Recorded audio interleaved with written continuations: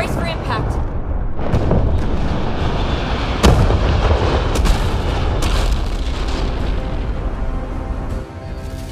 So, are you mad? Mass Effect Fanbus.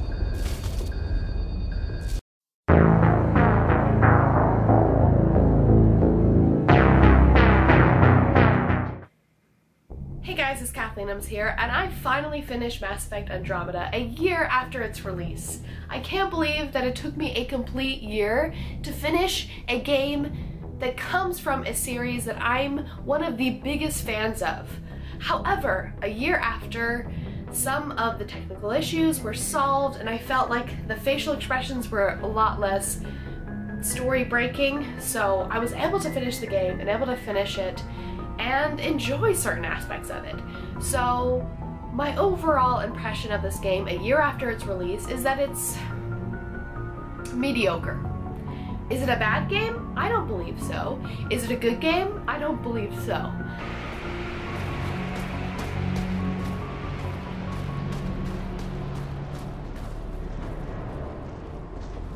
When this game was first released, one of the biggest complaints that everyone had was the graphics. Now, this game was created using Frostbite Engine, and Frostbite Engine was not capable of being contained in such a massive scale game with so many open world elements and all of the dialogue options, all of the emotions and unscripted moments that a Mass Effect game requires. So it was doomed from the start. I can't even imagine the stress that the developers had to go through. I think that graphics, bad graphics, and glitchy mechanics like facial animation and stuff, we're willing to forgive that if there's a good story that helps us forgive that, you know, that helps us forget. Because if you look back at Mass Effect 1 and Mass Effect 2, I still love playing those games, and I play those games over and over and over again. And it's very glitchy. I mean, I had very important conversations where my character, where Shepard, would just start contorting his head around like an exorcist type situation. But despite that, the story was so powerful that I was willing to forgive it. But Andromeda sadly does not have that going for it.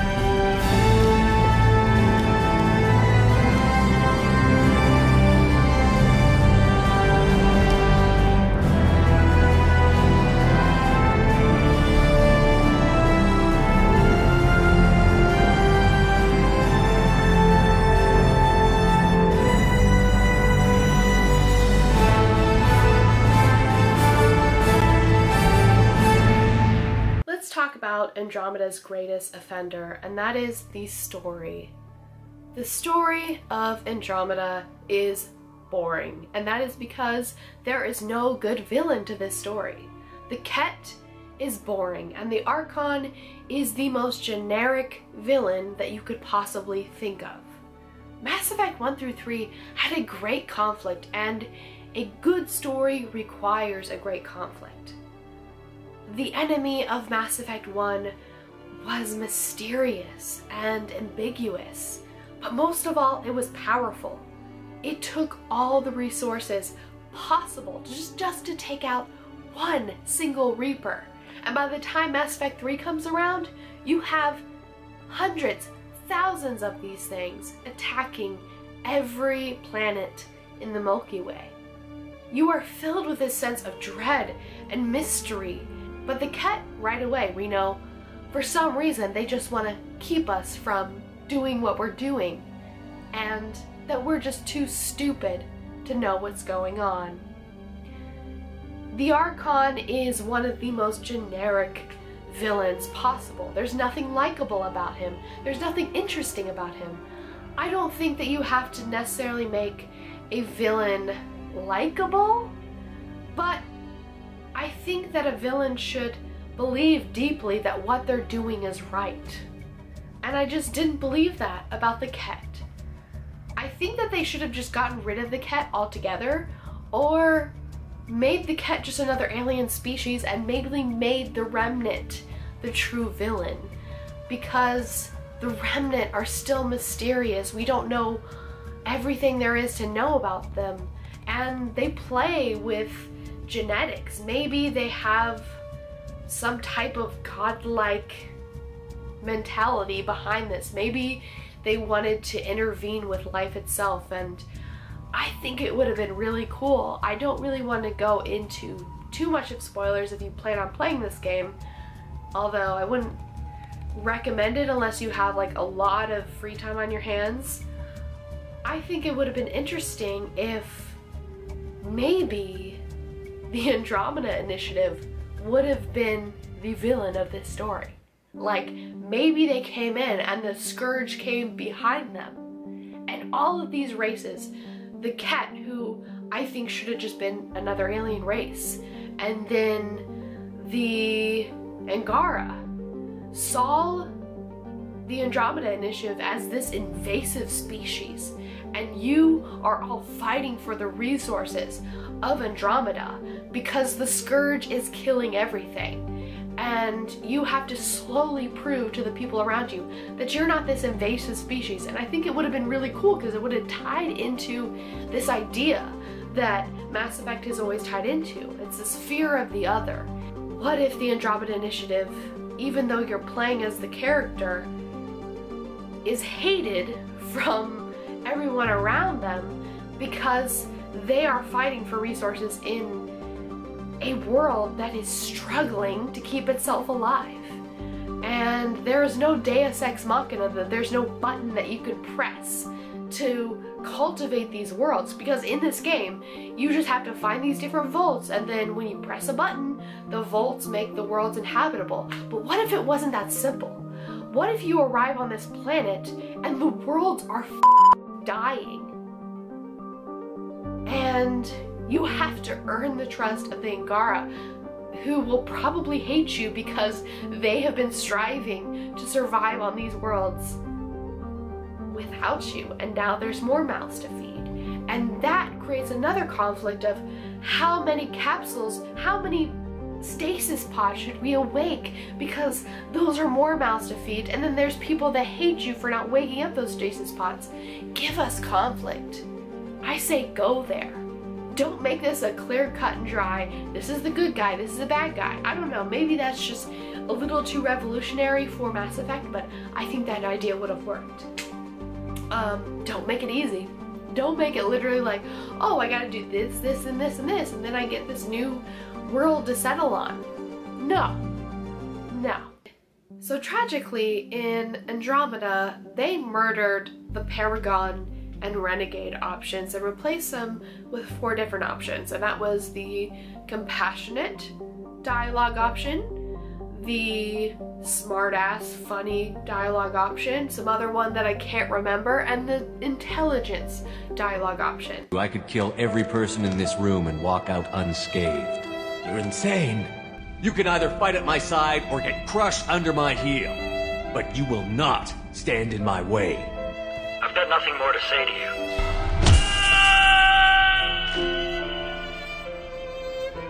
How about goodbye? If I find looters, I'll kill them. Anybody gets in my way, I'll kill them too. I've had enough of your disingenuous assertions.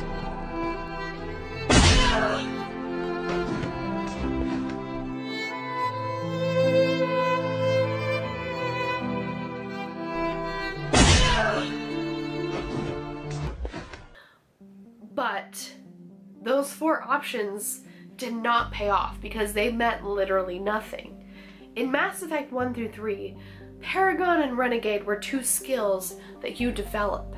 Just like you develop your skills for different weapons and different biotics, you developed the skills for Paragon Charisma or Renegade Intimidation. And that paid off immensely. You had to use a certain amount of Paragon options or a certain amount of Renegade options to persuade people later on in the game. And it showed that you had to pay close attention to how you responded to conversations. Although it kind of limited the game because like you couldn't choose an equal amount of Paragon and Renegade, because if you did that you wouldn't have more persuasion later on. But if they wanted to truly fix this, they could have made this a literal developmental skill, just like developing your shotguns, developing your biotics, developing your tech abilities. It should have been something in the skill tree that you would literally invest skill points in. If they wanted to avoid that altogether, they could avoid like the necessity of like using that skill so many times. You could just put your experience points in it so that you could use that persuasion later on. So if I didn't make that clear enough, what I mean to say is that you wouldn't have to use the, let's say, heart option, the compassionate option 50 times so that you could, in an important moment, persuade someone. That wouldn't be necessary. What you would have to do is literally level up that skill in the same skills option in your menu. You would just have to use your skill points to level it up. Whatever dialogue option you choose means nothing. Means nothing. It has no consequence whatsoever. If you choose the compassion option or you choose the smartass option, maybe a character will initially react differently, but you'll still get the same result. And that's why it felt meaningless. That's why my dialogue felt meaningless. Can I also say that I had a big problem with Sam? Because I felt that Sam was supposed to be such an important character in this series. Let's talk about AI for a second, because artificial intelligence is a really big part of the Mass Effect world. Should we make artificial intelligence? Is it too risky? Do the benefits outweigh the cons? Because if you develop an artificial intelligence that is self-aware, it can make some dangerous decisions. And in Mass Effect 1 through 3, we encounter the Geth. We encounter EDI. And EDI and Legion prove that AI can truly develop a soul. So I was really excited about this new character Sam, who is also an AI. You know, he has so much potential to go good or go bad. I would have liked to have moments where he questioned his reality, where he questioned feelings, where he questioned human motives, because that's what made characters like EDI and Legion special, because they found human emotions and human interactions strange, but they also wanted to relate to it because they wanted to, in a way, be human and wanted to experience the human experience. I know I've ranted about this, but I just feel like it would have been more meaningful if Sam had had a soul.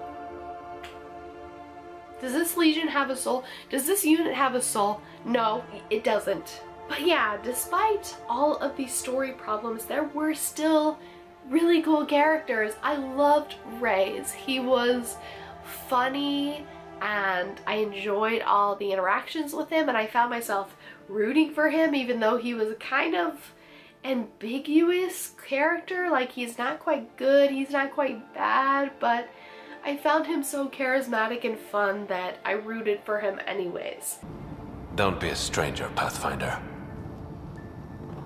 So let's talk about the open world aspect of Andromeda. Andromeda is probably the most open world game in the Mass Effect series. Out of all 4 games, it's probably one of the most open worlds. Arguably. I mean, Mass Effect 1 is pretty open, but it doesn't take as much time. Like, I think I completed Mass Effect 1 in 40 hours, or a little bit more. This game took me way longer, and I tried to complete as many side quests as I possibly could, and I regret that because the side quests in this game were very fetchy, and the worlds were developed in such a way that it should take you twice as long to reach the other side of a planet than it really should, because there were terrains that were literally like, okay, here's this mountain that you have to climb. Good luck, hope you find a way to get around that mountain. And that was unbelievably frustrating. But not only that, most of the quests were just fetch quests. It was like, go here, do this 5 times, do this repetitive task 60 times, and it became so incredibly boring. I think it's okay to have an open world game that doesn't just involve fetch quests where you do this and this and this and this 50 times. Mass Effect 1 had fetch quests, but also a lot of the quests resulted in cutscenes, and they resulted in meaningful interactions. And I miss side quests doing that in the Mass Effect world, like actually resulting in dialogue and like meaningful choices, and not just like, go here, do that. And I can't remember half of the quests that I did because it was so monotonous. Like, I literally had like maybe Netflix going or YouTube videos going, and I would like listen to them as I was doing these like mindless quests because I didn't feel the need to engage with it, and it was so boring that I had to do something else on the side of it.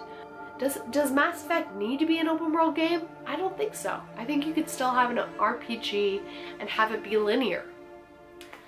Yeah. So I realized that I've spent the majority of this video just complaining about the things that I didn't like about Andromeda. But there were many things that it got right. I mean, I would not have played the entire game if I didn't enjoy certain aspects of it. And I have to say, the gameplay of Andromeda was the best that I've ever seen in any Mass Effect game. The Mass Effect gameplay has always been clunky. Like, Mass Effect 3 was probably the best in terms of gameplay. Like, it always kind of upgraded a little bit game by game. But Mass Effect 3, not only did it seem very original, because Mass Effect 2 definitely borrowed from like Gears of War and other third-person shooters, but it was just very unnatural, and it was challenging, and it didn't really feel smooth. But Andromeda, the gameplay felt very smooth and interactive, and I felt that I could maneuver through the environment in a way that was refreshing. Also, I have to say that this game is beautiful. It's great to look at. The outside world is so well created, and the vaults are amazing to look at. As complicated as the vault missions were, I appreciated how beautiful the vault's geography was, you know, just being able to look around and feeling like I was on this truly alien planet was a very cool experience. So you're probably wondering, why the heck did you finish this 90-hour game if you said mostly bad things about it? I enjoyed certain aspects of it, and I felt like as a Mass Effect fan, I should go ahead and complete this game to experience it and to share with all of my subscribers what my thoughts are, because I know some of you have been following me from the beginning of this channel, and my very first video was a Mass Effect 3 video. So I felt like I should experience this and share it with you guys. I truly feel like this isn't a terrible or horrible game. I have played horrific games in the past. That I have finished games like Alpha Protocol. I finished the entirety of Alpha Protocol just for the sake of doing it. And I really hope that the Mass Effect franchise is not dead. I know that they were going to release DLC for this game, but that's probably never going to happen now because it was so poorly received. And Casey Hudson has joined the team again, so I'm crossing my fingers and hoping that they can come back and make better games in the future. But even if they don't, I can still play Mass Effect 1 through 3 plus or minus the ending of Mass Effect 3, and enjoy the beauty that was those first 3 games. Those first 3 games were just so perfect. I don't think you could ever replicate that. So I hope you guys weren't too put off by this review. I hope that you enjoyed it, and if you did, please let me know your comments in the comment section below. And special thanks to my patrons. I do not make any money on this channel anymore, so I really appreciate the little funds that I get from Patreon every month. I make enough to pay for 2 games a month at this point, so that's really great. That's all that I need at this point because this is just a fun hobby of mine, and I appreciate the heck out of it, guys. Like, you help me keep this going. So I hope you enjoyed this video. I should go.